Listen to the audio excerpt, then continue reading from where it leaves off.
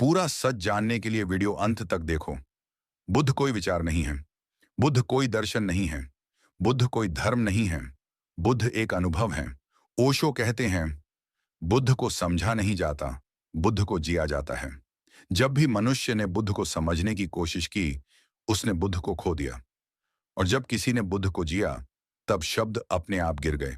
बुद्ध ने कभी नहीं कहा, मुझ पर विश्वास करो। बुद्ध ने केवल इतना कहा, आओ देखो। बुद्ध का मौन, ओशो कहते हैं, बुद्ध का सबसे बड़ा उपदेश उनका मौन है।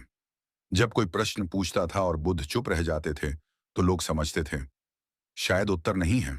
लेकिन ओशो कहते हैं, बुद्ध चुप इसलिए थे क्योंकि उत्तर शब्दों में नहीं है। सत्य को शब्दों में बांधते ही वह असत्य हो जाता है। ध्यान।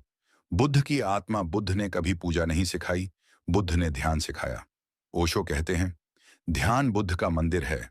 जब तुम आंखें बंद करके अपने भीतर उतरते हो, जब विचार रुकते हैं, जब मन शांत होता है, वहीं बुद्ध उपस्थित हैं। बुद्ध कहीं बाहर नहीं है, बुद्ध तुम्हारी चेतना की गहराई में है। दुख और जागरूकता। बुद्ध कहते हैं दुख है, लेकिन ओशो समझाते हैं बुद्ध निराशावादी नहीं थे, बुद्ध यथार्थवादी थे। दुख है क्योंकि हम अचेतन हैं, हम सोए हुए जी रहे हैं। ओशो कहते हैं, जागरण ही बुद्धत्व है। जिस दिन तुम पूरी तरह जाग जाओगे, उस दिन दुख गिर जाएगा, जैसे अंधकार दीपक के सामने। बुद्ध और करुणा। बुद्ध की करुणा दया नहीं है।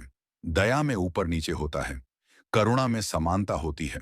ओशो कहते हैं, बुद्ध किसी को बदलने नहीं आते, वे केवल प्रकाश देते हैं। और जो प्रकाश में आता है, वह स्वयं बदल जाता है। बुद्ध कोई भगवान नहीं। ओशो बार बार कहते हैं, बुद्ध भगवान नहीं है, बुद्ध एक जागा हुआ मनुष्य है। और यही सबसे खतरनाक बात है, क्योंकि यदि बुद्ध जाग सकते हैं, तो तुम भी जाग सकते हो।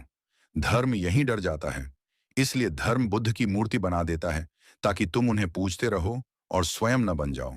बुद्ध का मार्ग सरल है, लेकिन मन को कठिन लगता है। बस 3 बातें: जागरूकता, ध्यान, करुणा। ओशो कहते हैं, बुद्ध का मार्ग कोई अनुशासन नहीं, बल्कि एक सहज बोध है। समापन। बुद्ध को मानो मत, बुद्ध को जानो। बुद्ध को पूजो मत, बुद्ध को जियो। और जिस दिन तुम पूरी तरह उपस्थित हो जाओगे, उस दिन कोई बुद्ध बाहर नहीं बचेगा और कोई शिष्य भीतर नहीं बचेगा। केवल मौन, केवल चेतना, केवल आनंद। यही बुद्ध हैं, यही ओशो हैं, यही तुम हो।